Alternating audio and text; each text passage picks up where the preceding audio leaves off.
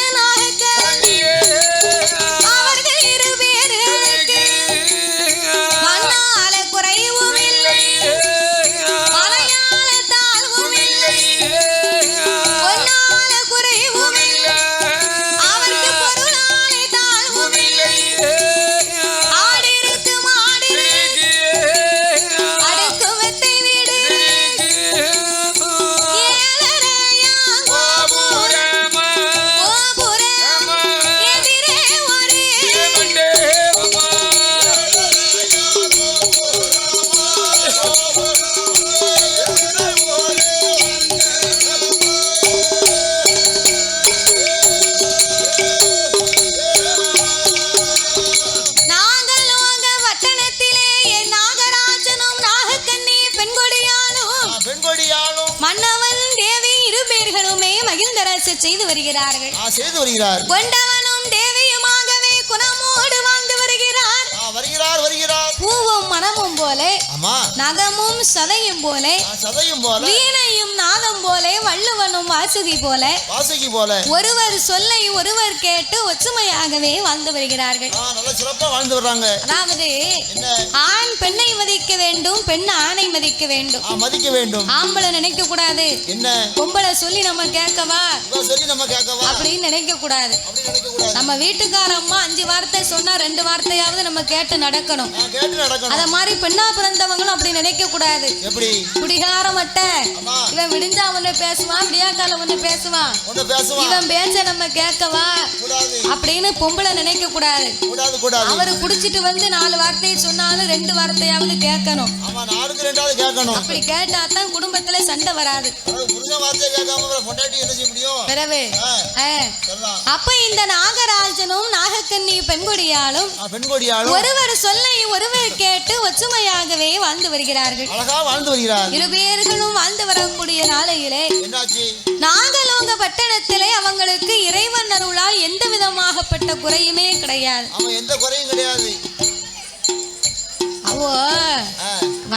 வந்த நேரத்துல இருந்து செல்ஃபி எடுக்கல, கோவில் கொடை பாத்தியா, அதனால பிள்ளைகள் எல்லாம் சேர்த்து லைவ் போட்டுக்கிட்டு இருக்காங்க. என்ன ஒரு சிலிப்பி ஒரே ஒரு சிலிப்பி எடுக்கவா? சிலிப்பி கடைக்கு போனாலாம் கிடைக்கும். என்ன ஒரு சிலிப்பி எடுத்து எம்ஜிஆர் மாதிரி காட்டு பாப்போம். சிலிப்பி இல்ல தாத்தா, செல்ஃபி. செல்ஃபியா? யாருக்கு என்ன தெரியுது? என்ன செய்ய? உங்களுக்கு தான் தெரியுது. அப்போ நாகராஜனுக்கும் நாகக்கன்னிக்கும் இறைவன் அருளால எந்த விதமாகப்பட்ட குறையுமே கிடையாது. அதாவது ஒரு மனிதனுடைய வாழ்க்கையிலே செல்வங்கள் 16 என்று சொல்லுவார்கள். அந்த 16 செல்வத்திலேயுமே வாய் திறந்து பேசக்கூடிய செல்வம் ஒரே ஒரு செல்வம் தான். நம்ம வீட்டுல பீரோவில் நிறைய கட்டுக்கட்டா பணம் காசு நோட்டு வைத்திருந்தாலும் அந்த பணம் வந்து நம்மளை அம்மா அப்பான்னு கூப்பிடுமா? கூப்பிடாது, ஒருபோதும் கூப்பிடாது. நம்ம கழுத்து நிறைய தங்க ஆபரணங்கள் வாங்கி அணிந்திருக்கிறோம். அந்த ஆபரணம் வந்து நம்மளை அம்மா அப்பான்னு கூப்பிடுமா? கூப்பிடாது. ஏக்கர் கணக்குல நம்ம பேர்ல நிலம் வாங்கி போட்டிருக்கோம். அந்த நிலம் வந்து மண்ணு வந்து நம்மளை அம்மா அப்பான்னு கூப்பிடுமா? கூப்பிடாது, ஒருபோதும் கூப்பிடாது. நாமளை அன்போடு பண்போடு ஆசையோடு அம்மா அப்பா என்று அழைக்க வேண்டுமானால் செல்வத்திலே சிறந்த செல்வமே அதுதான் பிள்ளை செல்வம் என்பார்கள். சொத்துக்கெல்லாம் பெரிய சொத்து அதுதான் குழந்தை சொத்து. அப்பேற்பட்ட குழந்தை செல்வம் இல்லாத நாகராஜனும் நாகக்கன்னியும் தன் கணவனுடைய இடத்திலே 12 வருடமாக பிள்ளை இல்லாத கவலை கொண்டு அந்த நாகக்கன்னியானவள் என்ன சொல்லுகிறாள் தெரியுமா? என்ன சொல்லுகின்றாள்? என் கணவா ராஜமன்னா, ராஜமன்னா, என் கணவா ராஜமன்னா, ராஜமன்னா, எனக்கு வாய்த்த பிராணநாதா, பிராணநாதா, நான் உங்கள் தேவி நாகக்கன்னி, நாகக்கன்னி, 30 வயதுமாச்சு, மன்னா முடிதறிக்க குழந்தை இல்லை, 40 வயதுமாச்சு, நாடாள பிள்ளை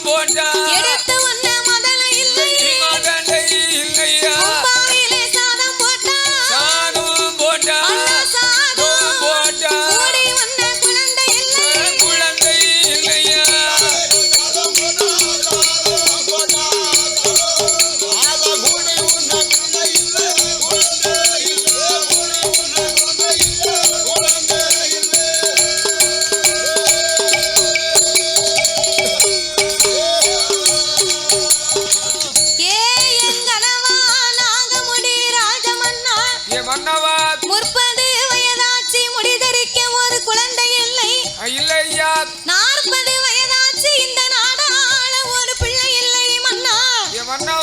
50 வயதாகி விட்டது ஒரு ஆணும் இல்லை பெண்ணும் இல்லையே மன்னா.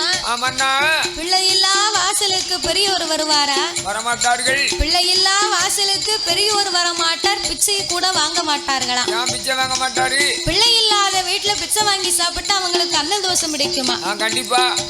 அதனால பிச்சை வாங்க மாட்டோம்ங்க. அதனால என் மன்னவா என்னையா நான் வட்டிலே சாதம் இட்டா கூட எனக்கு வாரி உண்ண குழந்தை இல்லை. இல்லையே மன்னா. இலையிலே சாதம் போட்டா எடுத்து உண்ண மதலை இல்லை. இல்லையா. கும்பாவிலே சாதம் போட்டா கூடி உண்ண ஒரு குழந்தை இல்லை மன்னா. என் மன்னவா அதனால ஏமா கரகரன்னு அதனால என் மன்னா நாகராஜா ஆத்தாங்கரைக்கு போனா அண்ணா வாரா மலடிங்கிறா. நான் குளத்தாங்கரைக்கு போனா குழந்தை இல்லாதவள் என்று பேசுகிறாள் மன்னவா. என்று நாகக்கண்ணி பெண்கொடியாகப்பட்டவா என்ன சொல்லுகிறாள்? தன் கணவனோட இடத்திலே வந்து அண்ணா நான் தான மலடுமா நான் தான மலடுமா நாட்டில் வேறு மலடில்லை எங்க ஐயால வளர்த்தது தாராம்பசு மலடுமா மன்ன வீட்டை சுத்தி ஓடிவா ஏ வெள்ள பூன மலடா அது குப்பையில மேய்ந்தவா ஏ குப்பை கோழி மலடுமா நீலாத கிராடி ஒன்று எரும மாடு மலடாச்சு கொட்டாரம் தன்னதிலே என் குதிரையுமே மலடா மலையில மேய்ந்தவா மயில பசு மலடுமா உங்க தேவி நாகக்கன்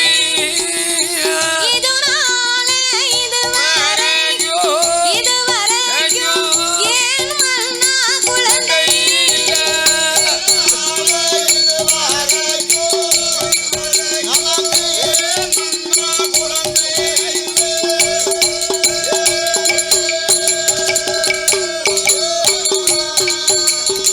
அடியே நாகக்கண்ணி பிள்ளை இல்ல பிள்ளை இல்லைன்னு கவலைப்பட்டா நமக்கு என்ன பிள்ளையா வந்து பிறக்க போகுது? கவலையாத்தான் இருக்கு. ஆனா நீ அஞ்ச வேண்டாம் அலைய வேண்டாம். ஆண்டவன் சிவபெருமான நினைத்தாரையானா இறைவன் நினைத்தால் 70 வயதுக்கு அப்பால் ஏண்டும் பிள்ளை இருக்குமடி. 70 வயசுக்கு பிறகு பிள்ளைய பத்தி நம்ம எப்படி வளர்த்து ஆளாக்கி ஒருத்தன் கையில பிடிச்சு கொடுக்க? ஆண்டவன் நினைத்தா நமக்கு 60 வயதுக்கு அப்பாலும் அழகான பிள்ளை இருக்கும். நீ வருத்தப்படாத, கவலைப்படாத. 70 வயதிலே பிள்ளைய பெத்து தெரு வழியா நம்ம நடந்து கைய பிடிச்சு கூட்டு போனா பக்கத்து வீட்டுக்காரன் வேணும்னே கேட்பான். தெருவுல உள்ளவன் என்ன கேட்பான்? உன் பேத்தியாலையா கூட்டு போற அப்படின்னு கேட்பான். அது மட்டுமா பிள்ளைய 70 வயதுல பெத்தாலும் பிரச்சனை இல்ல. அந்த பிள்ளை தொட்டில இருக்கும், இந்த பாட்டி கட்டில இருப்பா. ஒரு ஆயா போட்டா தான் அந்த பிள்ளைய வளர்த்து கல்யாணம் பண்ணி கொடுக்க முடியும். அதனால எதை எதை எந்தெந்த வயதிலே அனுபவிக்க வேண்டுமோ அதை எதை அந்தந்த வயதிலே அனுபவித்து வாழ வேண்டும். அனுபவித்து வாழ வேண்டும். அதாவது ஒரு அம்மாவும் ஐயாவும் வாழ்ந்து வந்தாங்களாம். சரி. அந்த ஐயா வந்து திருமணமான நாள்ல இருந்து அந்த அம்மாவுக்கு ஒரு பட்டுப்புடவை கூட எடுத்து கொடுத்ததே கிடையாதான். பட்டுப்புடவை என்ன சாதாரணமா ஒரு புடவை கூட அந்த ஐயா எடுத்து கொடுத்ததே கிடையாதான். ஏன் தெரியுமா? அந்த ஐயா உழைச்சி அந்த காசு வீணா போக கூடாதுன்னு ரொம்ப சேர்த்து வைக்கக்கூடிய மனுஷன். ரொம்ப கஞ்சத்தனமான மனுஷன். வாழ்க்கையில சிக்கனம் இருக்கணும் பிறகு கஞ்சத்தனமா இருக்க கூடாது. அப்ப இந்த ஐயா கல்யாணமான நாள் முதல்ல அந்த அம்மாவுக்கு புடவைன்னு ஒண்ணு கூட எடுத்து கொடுத்ததே கிடையாது. கடைசியில ஒரு நேரத்துல இந்த ஆட்சிக்கு வந்து வயசு கிட்டத்தட்ட ஒரு 50 வயசாகி போச்சு. 50 வயசு அடுத்துருச்சு. ஆமா. 50 வயசானதுக்கு பிறகு இந்த ஐயா சேர்த்துக்கிட்டே வந்தாரு பாரு. அந்த ரூபாயில இருந்து கொஞ்சம் அதிகமா கணக்குக்கு மேல ரூபாய் சேர்ந்த உடனே அந்த ஐயாவுக்கு அப்பந்தான் பணம் நம்ம கிட்ட நிறைய இருக்குன்னு இவர் நினைக்காரு. அப்போ கடைசியா நம்ம பொண்டாட்டிக்கு ஒரு பட்டுப்புடவை எடுத்து கொடுப்போமே அப்படின்னு 50 வயசுல அந்த அம்மாவுக்கு இந்த ஐயா பட்டுப்புடவை எடுத்து கொடுத்தாராம். அப்போ அந்த அம்மா சொன்னாலா இந்த 50 வயதுல எடுத்து கொடுத்த பட்டு புடவைய கல்யாணமாகி ஒரு வருஷம் 2 வருஷத்துல நீங்க எடுத்து கொடுத்திருந்தா இந்த பட்டு சேலைக்கு மேட்சா கம்மல் போட்டிருப்பேன். இந்த பட்டு புடவைக்கு மேட்சா கழுத்துல சங்கிலி போட்டிருப்பேன். இந்த பட்டு புடவைக்கு மேட்சா கையில வளையல் போட்டிருப்பேன். அதுக்கு ஏத்த மாதிரி ஒரு பொட்டு வச்சிருப்பேன். இப்போ அதே மாதிரி நான் கிளம்பி போனா சரி பாக்குறவங்க என்ன சொல்லுவாங்க? கிளவிக்கு இவ்வளவு தேவையான்னு கேட்பாங்க. அப்போ நம்ம கடனே வாங்கினாலுமே எந்தெந்த வயதுல எதை அனுபவிக்கணும் அதை அனுபவிச்சிடணும். கண்டிப்பா 50 வயசுல எடுத்து கொடுத்த மனுஷன் ஒரு 30 வயசுல எடுத்து கொடுத்திருந்தாருன்னா அந்த உடம்புல கட்டினா அழகா இருக்கும். 50 வயசுல அரிசி மூட்டை மாதிரி ஆயிப்போமா உடம்பு? அது கட்டினா எடுபடுமா? 50 வயசுல அரிசி மூட்டை மாதிரி ஆயிருமா? ஆமா. அப்படியா? அந்த சேலையை கட்டி போனா குந்தாணி மாதிரி இருக்கும். அவன் 20 வயசுல பெண்கள் வந்து குந்தாணி உன் வீட்டுக்காரி உன் வீட்டுல எல்லாம் இருக்கா? குந்தாணி உனக்கு தெரியாதோ? என்னது? அந்த காலத்துல குந்தாணின்னு ஒரு பாத்திரம் இருந்துச்சு. குடத்துக்கார அவ அம்மாவை வீட்டுக்கார அம்மாவை குந்தாணின்னு தான் கூப்பிடுதாரு. அவர் விவரம் தெரியாம கூப்பிடுதாரு. குந்தாணினா ரொம்ப ஒரு உபயமான பொருள். என்ன பொருள்? மழை நேரத்துல அந்த காலத்துல குந்தாணியில போட்டு தான் நெல் குத்துவாங்களாம். குந்தாணின்னு சொன்னா தவறா நினைக்க கூடாது. மழை பெய்யும் போது இந்த நெல்லை குத்தணும்னு சொன்னா உரலுக்கு மேல இந்த குந்தாணிய வச்சு அந்த நெல்லு தெரிச்சு விழாம இருக்கணும்னு சொல்லி இருக்கட்டும் போட்டு அப்படியே போட்டு சரி ஐயா அதுக்காக இதை யூஸ் பண்ணுவாங்க. உரலுக்கு மேல இருக்கிறதுக்கு உரப்பெட்டி. குந்தாணின்னு தனியா இருக்கு. தனியா ஒண்ணு உண்டோ? ஆமா, அதுல 4 முறை நெல்லு போட்டு குத்தலாம். அப்படியா? மழை நேரத்துல வெளியே உரல் கிடக்கும். அதை குத்த முடியாது. ஆகையினால வீட்டுக்குள்ள வச்சு குந்தாணியை வச்சு நெல்லை குத்தி சமையல் பண்ணிருக்காங்க அந்த காலம். ஓ, அதுதான் குந்தாணி. அதுதான் குந்தாணின்னு பேரு. அப்போ அதனால என் மன்னா நாகராஜா இந்த வயதிலேயே குழந்தை இல்லையே மன்னவா. ஆமையா. இனி எந்த வயதிலே நாமளுக்கு குழந்தை இருக்கும் என்று எனக்கு நம்பிக்கை இல்ல. அந்த நாகக்கண்ணி இன்னும் என்ன சொல்லுகிறாள் தெரியுமா? என்ன சொல்லுகிறாள்? கண்ணே நல்ல புளியா கண்ணே நல்ல புளியா கவிரோடு ஆலமரோ கண்ணிலையும் காயாமலே மன்னவா கவிரோடு என்ன ஏ மன்னா கவிரோடு என்ன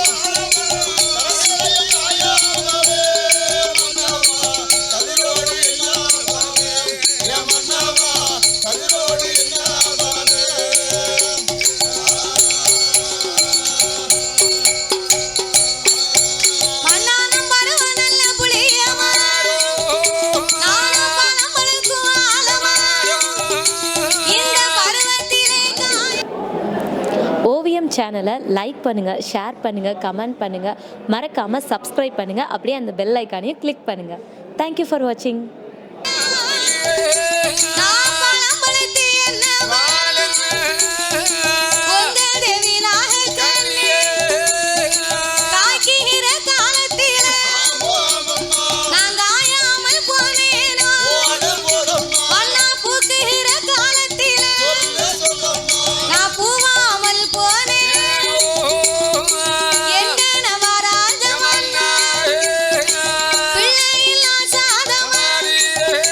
எனக்கு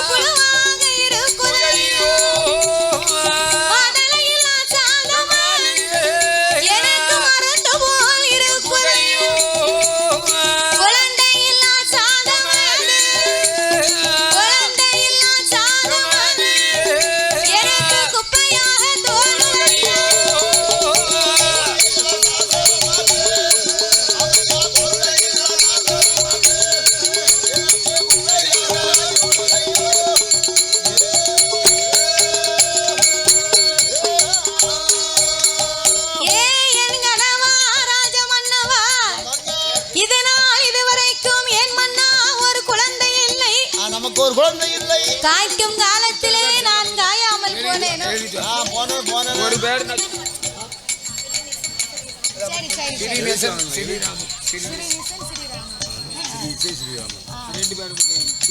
காய்க்கும் காலத்திலே நான் காயாமல் போனேனே மன்னவா.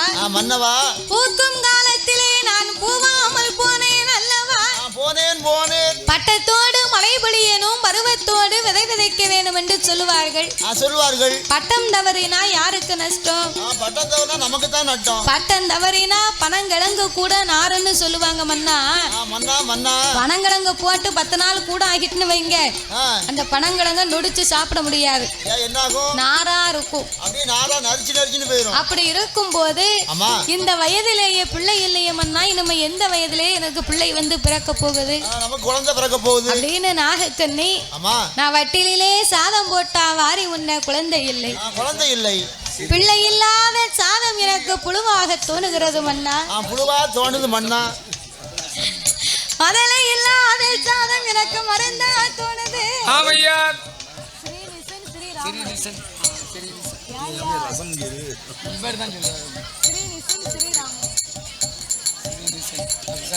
பிள்ளை இல்லாத சாதம் தாய்மார்களுக்கு புழுவா தோணும்னா அந்த காலத்திலே விடிந்தாலும் அடைந்தாலும் தாய்மார்கள் காடுகரைக்கு வேலைக்கு போவது வழக்கம். அப்ப காடுகரைக்கு வேலைக்கு போனாங்கன்னா இந்த அம்மா காலையிலே ஒரு 4 மணிக்கு எந்திரிச்ச உடனே முதலாவது சோளத்தை ஊற போடுவா. பணியாரம் வீட்டுக்காரி சுட்டு தருவா. சோளத்துல பணியாரமையா சுடுவாங்க, சோள கஞ்சி காய்க்கிறதுக்கு நனைய போட்டிருப்பா. ஆமா, காலையில இந்த சோளத்தை ஊற போட்டு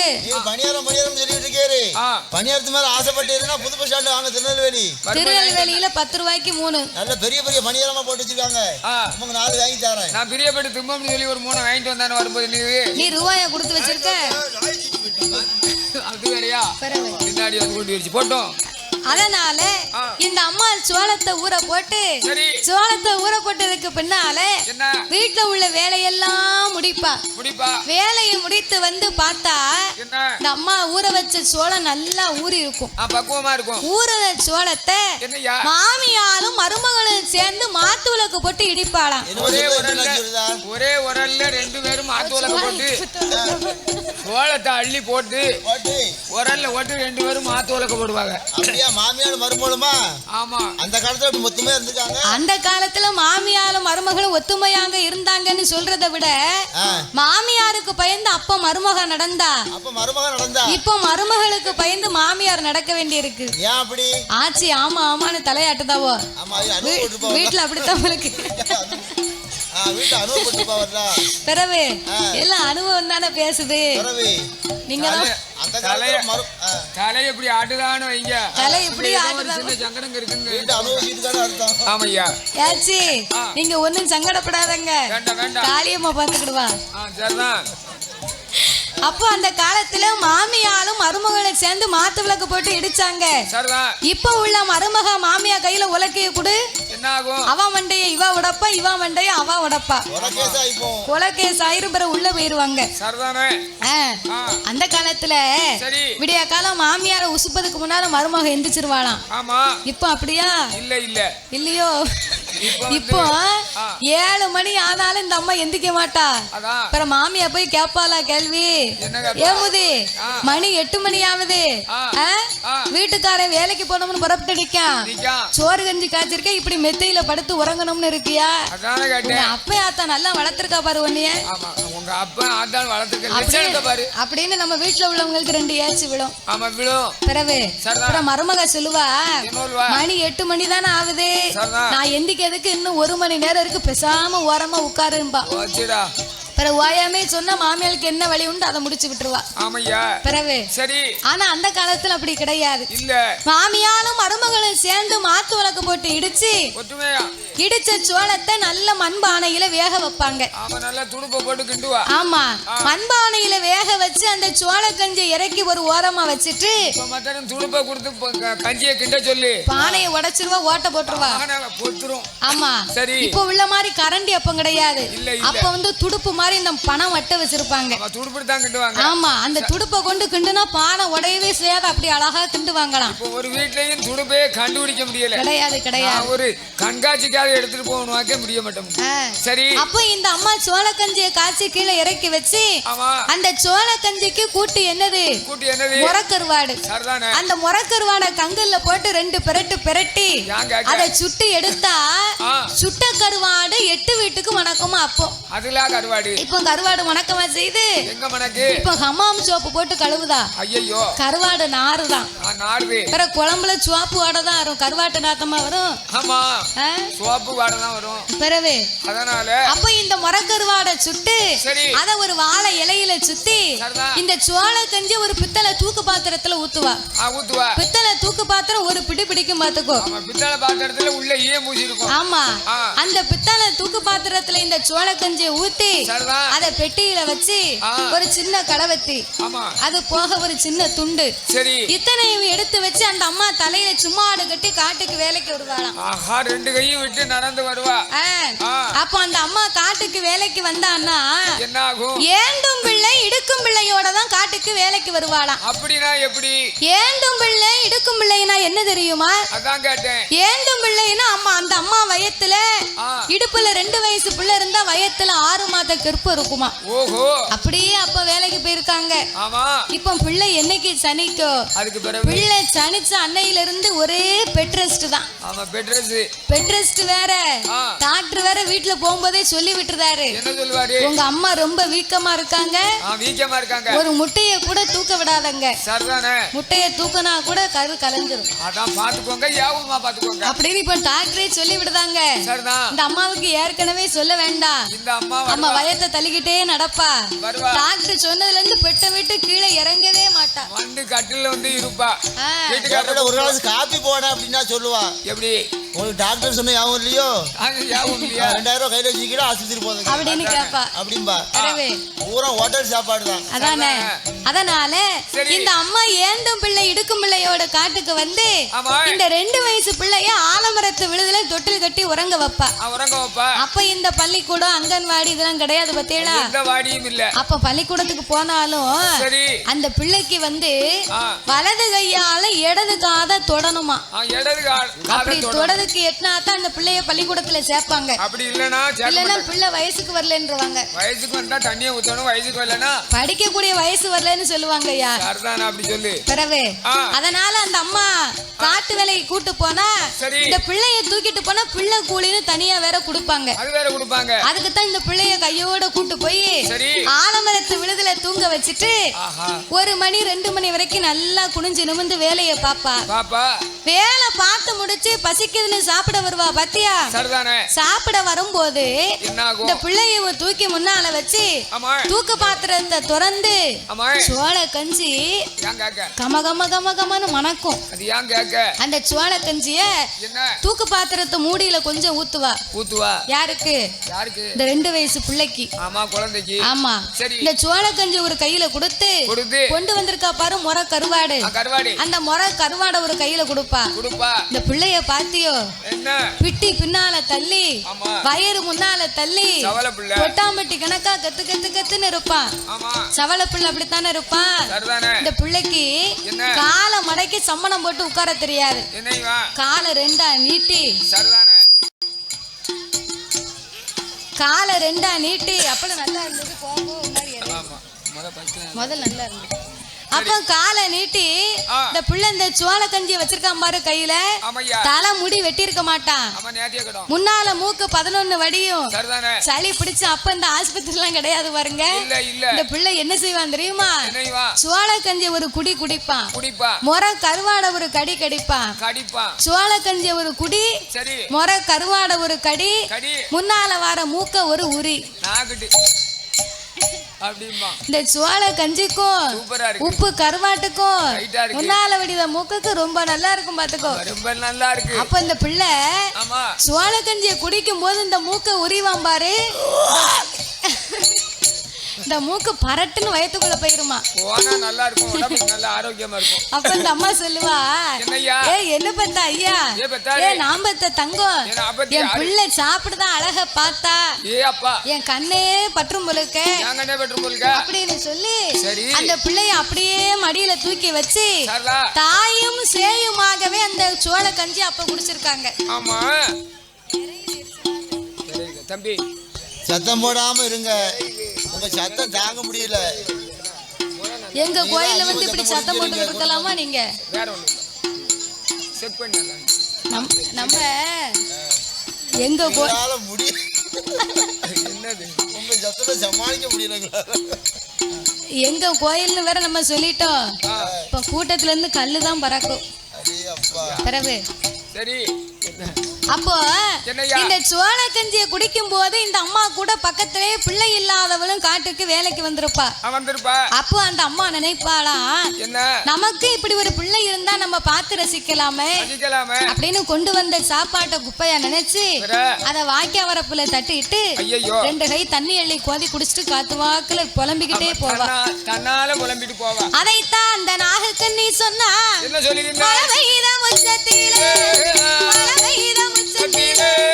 மண்ணளைய பிள்ளையில் மண்ணளைந்த கையால் மடி பிடிக்க மைந்தனில் நிறகொடத்து தண்ணீரில் நின்றரம்ப பிள்ளையில் உரகொடத்து தண்ணீரில் கோரி விட்ட பிள்ளையில் கறிக்கரைக்கும் தேங்காயில் கறிக்கரைக்கும் தேங்காயில் எனக்கு கையேந்த பிள்ளையில்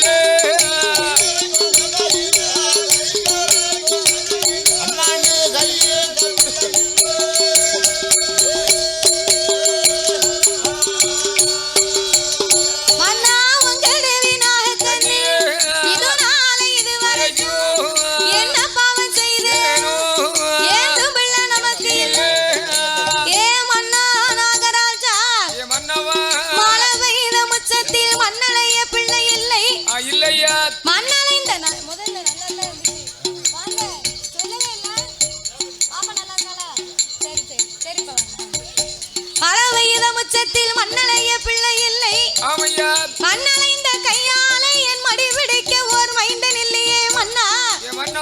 நான் கறிக்கரைக்கும் தேங்காயில கூட எம்மானு எனக்கு கையேந்த பிள்ளை இல்லையே. நம்ம வீட்டுல குழம்பு வச்சா தேங்காய் போடாம பெரும்பாலும் குழம்பு வைக்க முடியாது. ஆமா, தேங்காய் போட்டா தான் குழம்பாவும், சில குழம்பு தான் தேங்காய் இல்லாம வைக்க முடியும். அப்ப இந்த அம்மா தேங்காவை சிலு போட்டுக்கிட்டு இருந்தா நம்ம வீட்டு சின்ன பிள்ளை இருந்தா என்ன செய்யும்? தேங்காவை வந்து அள்ளும், இல்லைன்னா எம்மா எனக்கும் தாயேன்னு கையை நீட்டிக்கு நிப்பான். பிறகு தேங்காய் விடுமோ? நான் சின்ன பிள்ளையா இருக்கும் போது எங்க வீட்டுல கோழி குழம்பு வச்சாங்கன்னா நாங்க உரல்ல இடிச்சுதான் போடுவோம். எங்க அம்மா மசாலா எடுத்து கொடுத்து 3 சில தேங்காய் சில்ல கொடுத்து அந்த உரல்ல போய் இடிச்சா அப்படிம்பா. தெருவில் அடங்கும் உரல். நான் போய் முதல்ல மிளகத்திலையும் சீரத்தையும் போட்டு இடிப்பேன். இடிச்சுட்டு எங்க அம்மா 3 சில தேங்காய் கொடுத்தா பாத்தீங்களா, 2 சில தின்றுவேன். தின்னுட்டு 1 சில மட்டும் போட்டு இடிச்சிட்டு மசாலா தோண்டி வருவேன். வந்தோடனே எங்க அம்மா கேப்பா, எல்லாம் தேங்காய் தின்னுட்டியோ மசாலா குறையா இருக்கு அப்படின்பா. நான் திங்கல அப்படி போட்டு இடிச்சு வந்தேன் அப்படின்பா. ஏமாத்திடுவேரோ? ஆமா, இடி மசாலா. அது போல இடி மசாலா. அதுக்கு பேரு இடி மசாலா. ஆமா, எங்க வீட்டுல பருப்பு இல்லாம குழம்பு வைப்போம். நல்ல லட்சணமா. உங்க வீட்டுல குழம்பு வைப்பீங்களா? பருப்பு இல்லாம எப்படி வைப்பீங்க? லட்சணமா இருக்கும் புளி குழம்பு. அப்போ கோயில்ல கலக்கி வச்சிருப்பாங்க பாரு மஞ்சப்பால், அத மாதிரி இருக்கும்னு நினைக்கிறேன். அப்படிதான் இருக்கும் புளி குழம்பு. புளி குழம்பு வச்சா புளி போட மாட்டாங்க வீட்ல. புளி போடாம குழம்பு வைப்போம். நல்ல குழம்பு தான். அதுக்கு பேர் புளி குழம்பு. அதுக்கு பேர் தான் புளி குழம்பு. அதுக்கு வெண்ணி குழம்புன்னு சொல்லலாம். கரெக்ட். அதனால என் அண்ணா நாகராஜா ஐயா நாம இதனால இதுவரைக்கும் ஏன் மன்னா பிள்ளை இல்லை ஆவை அடித்து அறக்கொடுமை செய்து வைத்தாரோட அடைக்கல வயிறு எரிய செய்து தாயில்லாத பிள்ளைகள் தலையடியில் அடித்து மாதா இல்லா பிள்ளைகள் மண்டையில கொட்டிட்டு உங்க தேவி நாகக்கண்ணி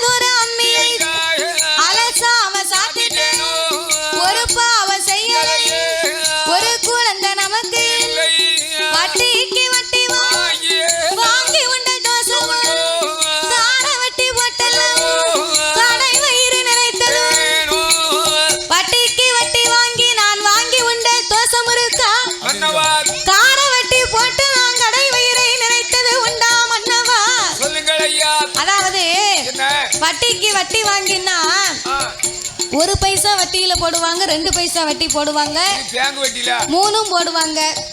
சில வீட்டுல எல்லாம் 5 பைசா 10 பைசா 12 பைசா வரைக்கும் பிளேடு வட்டின்னு சொல்லுவாங்க. வட்டிக்கு போட்டா தான் துட்டி சேரும். அப்படியா? 1.5 பைசா வட்டி கொடுத்து என்னைக்கு வட்டி சேர? 1 பைசா வட்டி கொடுத்து வட்டி சேரன்னா வட்டி சேர சேர நமக்கு கடவுள் கணக்கும் நல்லா சேர்த்துக்கிட்டே இருப்பாரு. ஒரு விவரம் இருக்கு. என்ன விவரம்னு கேட்டா, நம்ம நகை நட்டு இருந்தா தான் சரி கொண்டு போய் பேங்க்ல 1 பைசா வட்டி 3/4 பைசா வட்டி வைக்கலாம். அதாவது வாத்து நாணயமா வாங்கன்னு சொன்னா வாங்கணும்னா எதுவுமே நமக்கு அர்ஜென்டா ரூபா தேவைப்படுது. எத்தனை பைசா வட்டினாலும் வாங்கித்தான் ஆகணும். கையில பைசா பொருள் இல்ல, காரியம் நடக்கணும். ஆமா, அதனால வட்டி வாங்குவர்களை குறைன்னு சொல்லக்கூடாது. நமக்கு ஆத்திரம் இருக்கு, நம்ம வாங்கணும், போய் வாங்குதோம். அதேதான் கணக்கு. கடவுளா தான் நம்ம நினைக்கணும். அதாவது நமக்கு ஆத்திரம் இருக்கு, அதை வாங்குதோங்கிறது நம்ம மேலே ஒண்ணு இருந்தாலும் கொடுக்கக்கூடிய மனிதர்களுக்கும் மனிதாபம்னு ஒண்ணு இருக்கணும் இல்லையா? கண்டிப்பா. 12 பைசா 10 பைசாக்கெல்லாம் வட்டி கொடுத்தா கடவுள் நமக்கு பாவத்தை சேர்த்துக்கிட்டே இருப்பாரு. எங்க ஊர்ல ஒரு அம்மா இருக்கிறாங்க. அவங்க அவங்க வேலையே இந்த வட்டிக்கு விட வேலை தான் பாக்குறாங்க. ஆமா, வட்டிக்குன்னா இந்த பிளேடு வட்டி மாதிரி எல்லாம் கிடையாது. வீடு, கிணறு, மனை என்ன இருக்கும் அந்த பத்திரத்தை அடமான வச்சா மட்டும்தான் ரூபாயே கொடுப்பாங்க. அது வரைக்கும் வட்டியை கொடுக்கணும், 12 பைசா வட்டி. அந்த வட்டியை கொடுக்க முடியல, முதலையும் திருப்பி கொடுக்க முடியல. அந்த பத்திரம் அந்த இடம் இவங்களுக்கு சொந்தம். இப்படி ஊரை சுத்தி சுத்தி அவங்க பேரு தான், அவங்க மனதான், அவங்க கிணறு தான். ஆனா ஒண்ணு, அவங்க பிள்ளைகளுக்கு மொத்தம் 3 ஆம்பளை பிள்ளைய. சரி, மூத்த மகனுக்கு கல்யாணம் முடிஞ்சு 6 வருஷம் ஆகுது. 6-7 வருஷமும் ஆக போகுது. இப்ப வரைக்கும் ஒரு பிள்ளையே கிடையாது இல்லையோ? அதாவது இதுல இருந்து என்னன்னா, நாம செய்யக்கூடிய தவறாகப்பட்டது நாமளை பாதிக்காது. நாமளை தொடர்ந்து வரக்கூடிய நாமளுடைய தலைமுறையத்தான் அது பாதிக்குமா? அதனாலதான் இந்த நாகக்கண்ணி சொன்னா, நான் வட்டிக்கு வட்டி வாங்கி வாங்கி உண்ட தோசம் இருக்கா, கார வட்டி போட்டு நான் கடை வயிறை நிறைத்தது உண்டா மன்னவா என்று நாகக்கண்ணியாகப்பட்டவா அவ முத்து முத்தா கண்ணீரைத்தா, முத்து முத்தா கண்ணீரைத்தா, முகங்கள் எல்லாம் அடிப்பாளா,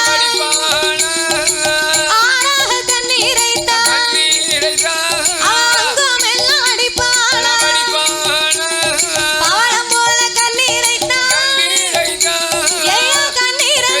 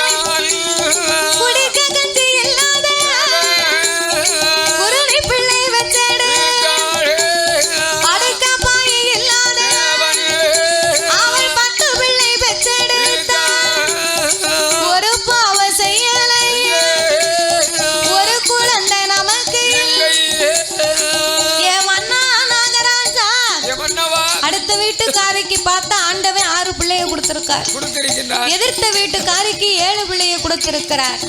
அவன் வீட்டுல குடிப்பதற்கு நல்ல சொம்பு கூட கிடையாது. அவளுக்கு பார்த்தா கடவுள் குறுநி பிள்ளைய, அவ 6 பிள்ளை பத்திரிக்கா, இவ 7 பிள்ளை பத்திரிக்கான்னா அவ புருஷன் கெட்டிக்காரன் பத்திரிக்கா பிள்ளைய. ஆமா, அதுக்கு நீ போராப்பட்டு நினைச்ச முடியும், போராப்படக்கூடாது. அதாவது எத்தனை செல்வங்கள் இருந்தாலும் இறைவனுடைய அருள் இருந்தா மட்டும்தான் நம்மளுக்கு பிள்ளை செல்வம் கிடைக்கும். அப்படி இருக்கும் போது எனக்கு இறைவன் ஏகபோக வசதியை கொடுத்து ஏன் இந்த பிள்ளை இல்லாத குறை எனக்கு கொடுத்தாரு? இந்த செல்வத்தை எல்லாம் ஆண்டவன் வைத்து விட்டு எனக்கு பிள்ளை செல்வத்தை மட்டும் கொடுத்தாலே போதுமே, அதானே? அப்படின்னு நாகக்கண்ணி சரி மன்னா என்ன நான் பிள்ளையே இல்லைன்னு சொல்லி சரி பிள்ளைதான் நமக்கு இல்லாம போச்சு பிள்ளையின் பேராக ஒரு தென்னம்பிள்ளைய வாங்கி வீட்டுல அந்த மரத்தையாவது நம்ம வளர்ப்போம் அப்படின்னு நான் ஒரு தென்னம்பிள்ளைய வாங்கி வீட்டுல மரத்தை வச்சு நான் வாசல்ல தண்ணி ஊத்தி வளர்த்தேன். நான் ஒரு தென்னம்பிள்ளை வாங்கி வச்சேன்னு பொறாமப்பட்டு பக்கத்து வீட்டுக்காரையும் ஒரு தென்னம்பிள்ளைய வாங்கி வீட்டுல வச்சா. அவளும் தண்ணியை ஊத்துனா நானும் தண்ணியத்தான் ஊத்துனேன். ரெண்டு மரமும் அழகா வளர்ந்து வந்துச்சு மன்னா. ஆனால் வளர்ந்து வந்த மரமாகப்பட்டது அது எப்படி இருக்கு தெரியுமா மன்னா? கூட வைத்த தென்னம்பிள்ளை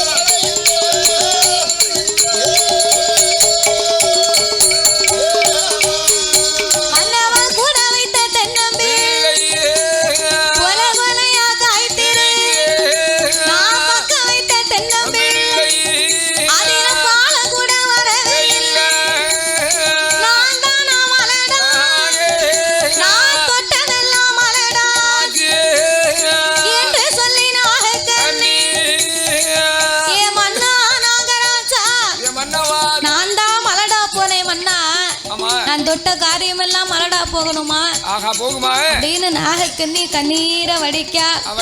நாகராஜன் பார்த்தாரு. என்ன ஏ நாகக்கண்ணி நீ பெண்ணா பிறந்தவா சரி பிள்ளை இல்ல குழந்தை இல்லைன்னு சொல்லி என்கிட்ட சொல்லி அழுவுத சரிதான். நான் ஆனா பிறந்த ஆம்பளை என்ன செய்ய முடியும்? நான் எங்க போய் சொல்லி அழட்டும்? அதானே நான் அதிகாரம் 5 மணிக்கு எந்திரிச்சு சரி டீ கடையில போய் 1 2 டீயை குடிச்சிட்டு டீ கடையில போய் 2 டீ குடிச்சியா? ஆமா. உன் கட்டையில கவலை இருந்தா முதல்ல 2 டீ குடிப்பியா? டீ கடைக்கார அரை கிளாஸ் தான் குடிச்சாரு. பிள்ளை இல்லாம கவலைப்பட்டு 2 டீ குடிச்சாரா? ஆமா 2 டீ குடிச்சா தான் குடிச்ச மாதிரி இருக்கு. வேண்டியதான் 2 டீயை குடிச்சிட்டு அங்க பக்கத்துல இருக்க ஆளுக கிட்ட சரி அண்ணாச்சி அண்ணாச்சோ எனக்கு பிள்ளை இல்ல எனக்கு குழந்தை இல்ல அப்படின்னு சொல்ல முடியுமா? அப்போ எனக்கு செகப்பு தான் கொண்டு அப்படி சொன்னா என்ன செய்வான்? காரிக்கிட்டே இதுல துப்பிடுவான். காரி மூஞ்சில துப்புவான். அது வேற. 4 பேரு 4 விதமா பேசுவாங்க. 4 விதமா எப்படி பேசுவான்? ஒருவன் சொல்லுவான். என்ன சொல்லுவான்? ஏல நீல ஒரு ஆம்பளையா? ஏய் என்ன இப்படி பேச? ஏல கொஞ்சமாவது உனக்கு அறிவு இருக்கால? அறிவு இல்லையோ? கல்யாணம் ஆகி உனக்கு 10 வருஷம் ஆகுது. ஆகுது. ஏல மூத்தவளுக்கு ஒரு பிள்ளை இல்லனா அவளை டைவர்ஸ் பண்ணுடா. ஓ டைவர்ஸ் பண்ணிடலாம். அவ தங்கச்சி இருக்கா பாரு உன் கொழுந்தியா. அவ சூப்பரா இருப்பா. அவளை கூட்டிக்கிட்டு வாடா. அப்படி சொல்றா தம்பி அப்படி சொல்லு. என் ஞான கண்ணை திறந்துட்ட. கெட்டு கிடக்க கேட்ல 8 கோட்டை சிறுபானியா. என்னமோ சொன்ன கதையில எலி லவுக்க கட்டிச்சான் சபையில. இப்ப இருப்புல உனக்கு 2ஆம் தடவை வேற கேட்காங்கோ. சாவ போற நாளையில சைஸ் கப்பல். ஒரு பக்கத்துல இருக்கட்டும் கல்யாணம் ஒரு பக்கம் நடக்கட்டும். நான் கதையில சொல்லிக்கிட்டு இருக்கேன். அவரு கையை தட்டுதாரு. அப்ப என்ன இருக்கத்தானே செய்யுது. 30 வருஷத்துக்கு முன்னாடி உங்க ஆட்சி சொல்லி இருந்தான்னு வையே அப்பவே சேர்த்திருப்பேன். அப்ப சாம் ஜாம்னு வாழ்ந்திருப்பிய. சொல்லாம சேர்க்க வேண்டியதான தைரியம் இருந்தா அப்படியா? இப்பவும் ஒண்ணுமில்ல. ஒரு புல்லுக்கட்டு வச்சிருக்காரு. ஆமா அந்த புல்லுக்கட்டுல மேக்க ஒருக்கா போவாரு கிழக்க ஒருக்கா வருவாரு. பிறகு கிழக்க ஒருக்கா வருவாரு மேக்க ஒருக்கா வருவாரு. சின்னாச்சி ஒரு எட்டு பாக்க சின்னாச்சி அவ சண்டை போட்டு விட்டான்னா இவாள எட்டு பாக்க அவ நினைப்பா மேக்க உள்ளவன் சோறு பொங்கிருப்பா நமக்கு அந்த வந்திருக்கு அப்படின்னு இவா சும்மா போட்டுருவா. கிழக்க உள்ள ஆட்சி நினைப்பா மேக்க உள்ளவா சோறு பொங்கிருப்பா நமக்கு அந்த வந்திருக்குன்னு இவா சும்மா போட்டுருவா. மேக்க கிழக்கு ரோட்ல அதான் சொல்லிருக்காங்க. அதான் 1 கட்டினா உரியில சோறான் 2 கட்டினா மோட்ல கயிறு. அவன் அழகு போல வெண்டாட்டி இருந்தாலும் குரங்கு போல ஒரு சேக்காளி வேணுமா? என்ன சேக்காளி? அதாவது வைப்பாட்டின்னு சொல்லுவாங்க அந்த காலத்துல சொல்லப்பட்டிருக்கான். அதான் சொன்னேன் செப்பினி. அதே மாதிரி பழமொழி சொன்னேன். அதே மாதிரி இப்ப 30 லட்சம் ரூபா கொடுத்து கார் வாங்குறாங்க. கார் வாங்குனாலும் அதுக்கு ஒரு செப்பினி கொடுப்பாங்க. அந்த டயர் எது கொடுக்காங்க? நடுக்காட்டுக்குள்ள நின்றுச்சுன்னு சொன்னா அந்த செப்பினி டயரை மாட்டினா தான் போகும். ஆமா, ஒரு டயர் பஞ்சரா போயிட்டுனா காருக்கு சரி, ஒரு டயர் பஞ்சரா போயிட்டுனா சரி, அந்த பஞ்சரா போன டயரை கழட்டி தூர வச்சுட்டு இப்போ ரெண்டு பேரும் என்னதான் சொல்ல வரீங்க? காருக்கு செப்பினி வைக்கும் போது ஒரு ஆணா பிறந்த ஆம்பளை ஒரு செப்பினி வச்சேன். சரி சரி, நீங்களாம் நல்லா கேட்டுக்கோங்க தாய்மார்கள்லாம். என்ன மூஞ்ச அங்காணிக்கு போகுது? சொல்லு சொல்லு. நீ சொன்னதுல எந்த தப்புமே கிடையாது. உன்னைய குறையே சொல்லல. உனக்கு இன்னொரு ஆட்சி வேணும்னா சொல்லு, நான் பார்த்து பொண்ணு பார்த்து கல்யாணம் பண்ணி வைக்க சந்தோஷம். ஆனா ஒண்ணு, நீ நினைச்சத மாதிரி ஆட்சிக்கு இன்னொரு மாப்பிள்ளை பார்த்து நான் கெட்டி வைப்பேன். உனக்கு சம்மதமா? கெட்டி வை, அழகா கெட்டி வை. எனக்கு ஒண்ணும் ஆம்பளை நீ நினைச்ச மாதிரி நாங்க இருக்க பொம்பளைய பூரா பேரு நினைச்சோம்னா நீ நாண்டுகிட்டு தான் நிக்கணும். நாண்டுகிட்டுல குடும்பம் போகும். அதாவது பெண்கள் எல்லாம் அக்கினி சொருவோம். அதாவது பெண்களுக்கு நீங்க செய்யக்கூடிய தவறை செய்யக்கூடாது, செய்ய தெரியாம கிடையாது. நம்ம குடும்பம், நம்ம பிள்ளைங்க, நம்மளுடைய கணவன் நம்ம தான் பார்க்கணும் அப்படின்னு கடமை கண்ணியம் கட்டுப்பாடோடு வாழ்ந்து கொண்டு இருக்கிறார்கள். அத முதல்ல நல்லா தெரிஞ்சுக்க. ஒரு வீட்டுல விளக்கு ஏத்துதம்னு சொன்னா விளக்க பொருத்தணும். வெளிச்சத்துக்கு பொருத்தாம ரொம்ப ஆங்கார சொருவம் கொண்டான்னு வைங்க, அந்த விளக்கு நாச்சியா வீட்டையே எரிச்சிருவா. அதே மாதிரி பெண்கள் ஒரு அக்கினி அவங்கள கரெக்டா பயன்படுத்தணும். விளக்கா நினைச்சு கொடுத்தோம்னா வீட்டுக்கு வெளிச்சம் கொடுப்பாங்க. விபரீதமா செஞ்சோம் என்ன ஆகும்? நம்ம வீட்டே எரிச்சு போடுவாங்க. ஒரு ஆணா பிறந்தவருக்கு திருமணம் ஆயிடுச்சுன்னு வைங்க. சரி, ஒரு காலகட்டத்துல ஏதோ ஒரு பிரச்சனை ஆகி போச்சு, அந்த அம்மா இறந்து போயிட்டான்னு வைங்க. அந்த அம்மா இறந்ததுக்கு பின்னால டவுசர் போட்டவனே இல்ல சிப்ப போடுறா, முன்னால உட்கார்ந்துட்டு இப்படி இருக்க பழக்கம் எப்படி வருதா? மானம் பறி போச்சே. சிப்ப போடுங்க.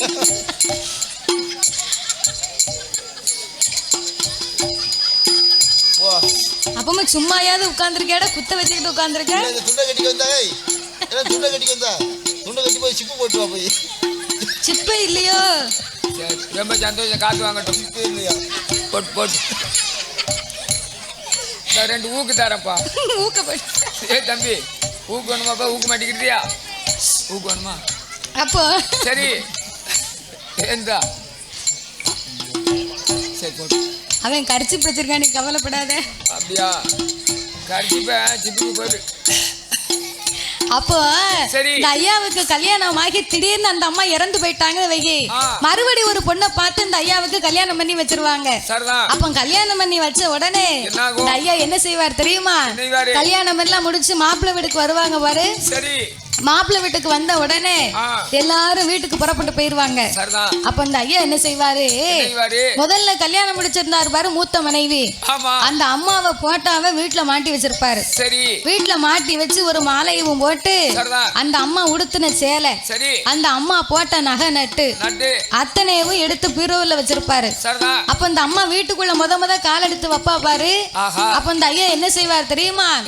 ஒரு மாலையும் கையில கொடுத்து, அது போக அந்த அம்மா உடுத்தின பாரு பட்டு சேலை நட்டு நகை, அதையும் ஒரு தாம்பளத்துல வச்சு, ஏ தாயி பாத்துக்க, இதான் உங்க அக்கா. ஓவியம் சேனலை லைக் பண்ணுங்கள், ஷேர் பண்ணுங்கள், கமெண்ட் பண்ணுங்கள், மறக்காமல் சப்ஸ்கிரைப் பண்ணுங்கள். அப்படியே அந்த பெல் ஐக்கானையும் கிளிக் பண்ணுங்கள். தேங்க்யூ ஃபார் வாட்சிங்.